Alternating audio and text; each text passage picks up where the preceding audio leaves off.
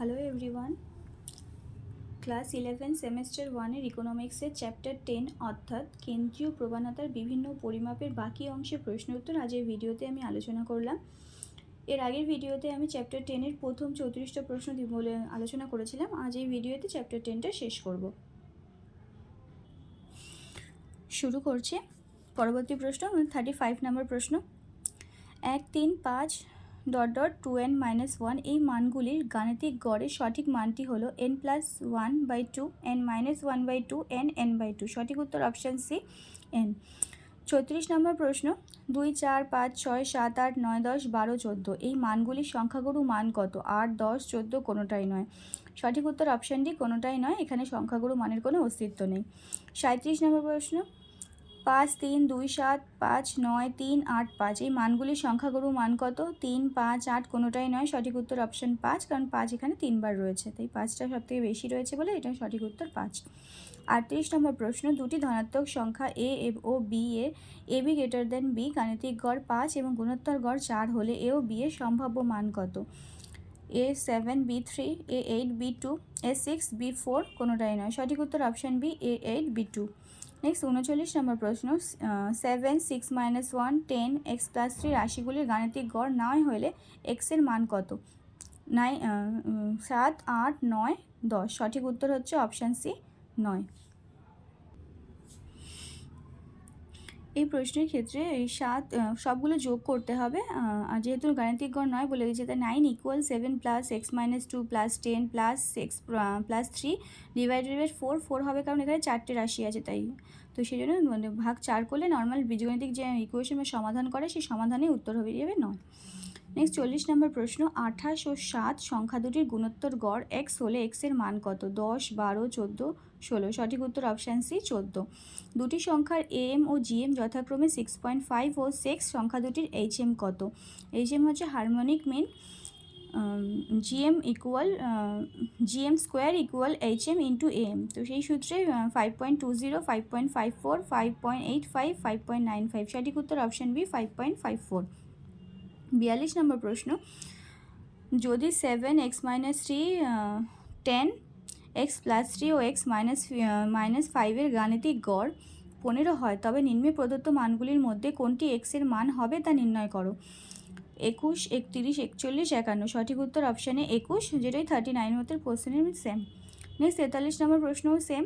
x - 6, x - 3, x, x+3, x+6 এর গাণিতিক গড় 10 হয় তবে নিম্নে প্রদত্ত মানগুলি থেকে x এর সঠিক মান নির্ণয় করো। 5, 7, 9, 10। সঠিক উত্তর অপশান ডি 10।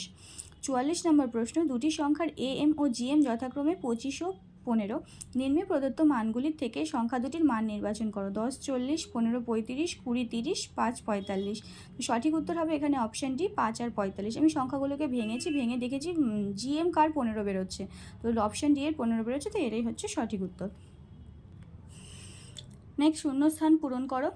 প্রথম প্রশ্ন। কোনো চলরাশির প্রতিটি মান থেকে তাদের গাণিতিক গড় বিয়োগ করলে বিয়োগফলগুলির যোগফল হবে 0। 2 নম্বর। যদি গুরুত্বগুলি সমান হয় তাহলে গুরুত্বযুক্ত গাণিতিক গড় এবং সরল গাণিতিক গড় পরস্পর সমান হবে। 1, 4, 5, 7, 8 এর গাণিতিক গড় হবে 5, কারণ মিডলটা তাই। আর 4 নম্বর প্রশ্ন। 4 নম্বর প্রশ্নটা আমি কিছু বুঝিনি। এখানে x বার = n1 + x1 + n2 x2 / 2 রয়েছে, এবার এখানে শূন্যস্থানটা কোথায় বুঝিনি, তো সেই জন্য আমি পুরো সূত্রটা আরেকবার লিখেছি। x বার = n1 x1 + n2 x2 / n1 + n2। 5 নম্বর প্রশ্ন। প্রতি বিষম বিভাজনের ক্ষেত্রে গড়, মধ্যমা এবং সংখ্যাগুরু মানের মধ্যে অবেক্ষণ ভিত্তিক সম্পর্কটি হলো mod = 3 median - 2 mean। নেক্সট 6 নম্বর প্রশ্ন।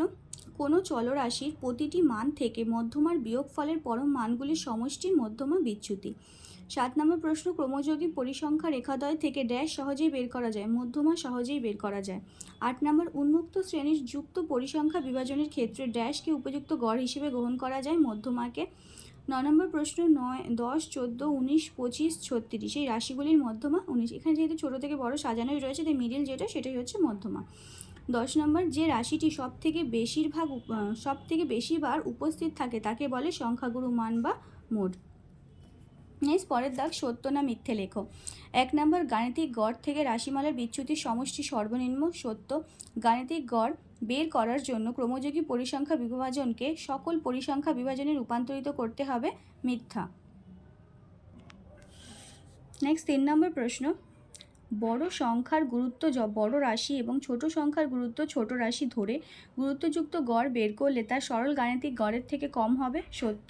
রেখাচিত্রের সাহায্যে গাণিতিক গড় নির্ণয় করা যায় না। সত্য।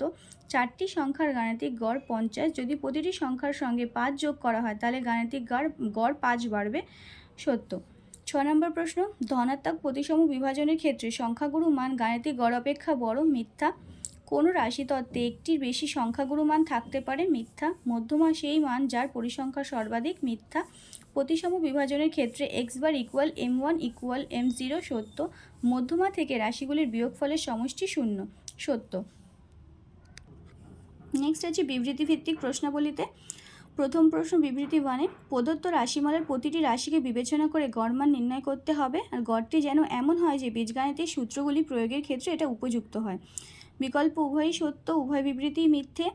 বিবৃতি 1 সত্য, বিবৃতি 2 মিথ্যে, বিবৃতি 1 মিথ্যে, বিবৃতি 2 সত্য। সঠিক উত্তর অপশান এ, উভয় বিবৃতি সত্য। নেক্সট 2 নম্বর, কোনো রাশিমালার গাণিতিক গড় ওই রাশিমালার প্রতিটি রাশি থেকে বিয়োগ করলে বিয়োগফলগুলির সমষ্টি 0 হবে। বিবৃতি 2-এ গাণিতিক গড় থেকে রাশিমালার প্রতিটি রাশির বিয়োগফলের বর্গ করে যোগ করলে তার মান 0 হবে। বিকল্পগুলি উভয় বিবৃতি সত্য, উভয় বিবৃতি মিথ্যে। বিবৃতি 1 সত্য, বিবৃতি 2 মিথ্যে, বিবৃতি 1 মিথ্যে, বিবৃতি 2 সত্য। সঠিক উত্তর অপশান সি, বিবৃতি 1 সত্য, বিবৃতি 2 মিথ্যে। নেক্সট 3 নম্বর প্রশ্ন, বিবৃতি 1-এ গাণিতিক গড় চরম মান দ্বারা প্রভাবিত হয় না। বিবৃতি 2-এ মুক্ত প্রান্ত বিশিষ্ট শ্রেণী বিভাজনের ক্ষেত্রে কোনরূপ অনুমান না করেই সহজেই গাণিতিক গড় বের করা যায়। বিকল্প উভয় বিবৃতি সত্য, উভয় বিবৃতি মিথ্যে। বিবৃতি 1 সত্য, বিবৃতি 2 মিথ্যে, বিবৃতি 1 মিথ্যে, 2 সত্য। সঠিক উত্তর অপশান বি, উভয় বিবৃতি মিথ্যে। 4 নম্বর প্রশ্ন, বিবৃতি 1-এ যদি বড় রাশির গুরুত্ব বেশি এবং ছোট রাশির গুরুত্ব কম ধরা হয় তাহলে সব গাণিতিক গড় গুরুত্বযুক্ত গাণিতিক গড় অপেক্ষা ছোট হবে। আর বিবৃতি 2-এ আছে গুরুত্বযুক্ত গাণিতিক গড় বের করার সময় বেশি গুরুত্বপূর্ণ মানের বড় গুরুত্ব ধরতে হবে। উভয় বিবৃতি সত্য, উভয় বিবৃতি মিথ্যে। বিবৃতি 1 সত্য, বিবৃতি 2 মিথ্যে, 1 মিথ্যে, 2 সত্য। সঠিক উত্তর অপশানে, উভয় বিবৃতি সত্য। নেক্সট 5 নম্বর প্রশ্ন, বিবৃতি 1-এ আছে জোড় সংখ্যক রাশি মানের ঊর্ধ্বক্রমে সাজালে মাঝের রাশিটি হবে মধ্যমা, আর মধ্যমা নির্ণয় করতে হলে প্রদত্ত রাশিতত্ত্বকে মানের ঊর্ধ্বক্রমে অথবা অধক্রম অনুসারে প্রথমে সাজাতে হবে। বিকল্প উভয় বিবৃতি সত্য, উভয় বিবৃতি মিথ্যে। বিবৃতি 1 সত্য, বিবৃতি 2 মিথ্যে, বিবৃতি 1 মিথ্যে, বিবৃতি 2 সত্য। সঠিক উত্তর অপশান ডি, বিবৃতি 1 মিথ্যা এবং বিবৃতি 2 সত্য। 6 নম্বর প্রশ্ন, বিবৃতি এর মুক্ত প্রান্ত বিশিষ্ট শ্রেণী থাকলে মধ্যমাই হবে সর্বোত্তম গড়। বিবৃতি 2, মুক্ত প্রান্ত বিশিষ্ট শ্রেণী থাকলে মধ্যমা নির্ণয় করবার জন্য কোনো বিশেষ অনুমান ধরার দরকার নেই। উভয় বিবৃতি সত্য, উভয় বিবৃতি মিথ্যে। বিবৃতি 1 সত্য, বিবৃতি 2 মিথ্যে, বিবৃতি 1 মিথ্যে, 2 সত্য। সঠিক উত্তর অপশান এ, উভয় বিবৃতি সত্য। 7 নম্বর প্রশ্ন, সর্বাপেক্ষা সাধারণ মানের ক্ষেত্রে গাণিতিক গড় বা মধ্যমার থেকে সংখ্যাগুরু মান শ্রেয়, আর পরিসংখ্যা বিভাজনের ক্ষেত্রে সংখ্যাগুরু মান নির্ধারিত হয় সর্বনিম্ন পরিসংখ্যা বিচার করে। উভয় বিবৃতি সত্য, উভয় বিবৃতি মিথ্যে। বিবৃতি 1 সত্য, বিবৃতি 2 মিথ্যে, বিবৃতি 1 মিথ্যে, 2 সত্য। সঠিক উত্তর অপশান বি, উভয় বিবৃতি মিথ্যা। 8 নম্বর প্রশ্ন, বিবৃতি 1-এ প্রতিসম পরিসংখ্যা বিভাজনের ক্ষেত্রে গাণিতিক গড়, মধ্যমা এবং সংখ্যাগুরু মান 1 হয়। বিবৃতি 2-এ প্রতিসম নয় এমন পরিসংখ্যা বিভাজনের ক্ষেত্রে গাণিতিক গড়, মধ্যমা এবং সংখ্যাগুরু মানের মধ্যে সম্পর্ক হবে MO equal 3x bar minus 2m1। বিকল্পগুলি উভয় বিবৃতি সত্য, উভয় বিবৃতি মিথ্যে। বিবৃতি 1 সত্য, বিবৃতি 2 মিথ্যে, 1 মিথ্যে, 2 সত্য। সঠিক উত্তর অপশান সি, বিবৃতি 1 সত্য, বিবৃতি 2 মিথ্যে। চ্যাপ্টার 2টা এই ভিডিওতে শেষ হলো, চ্যাপ্টার 10টা এই ভিডিওতে শেষ করলাম।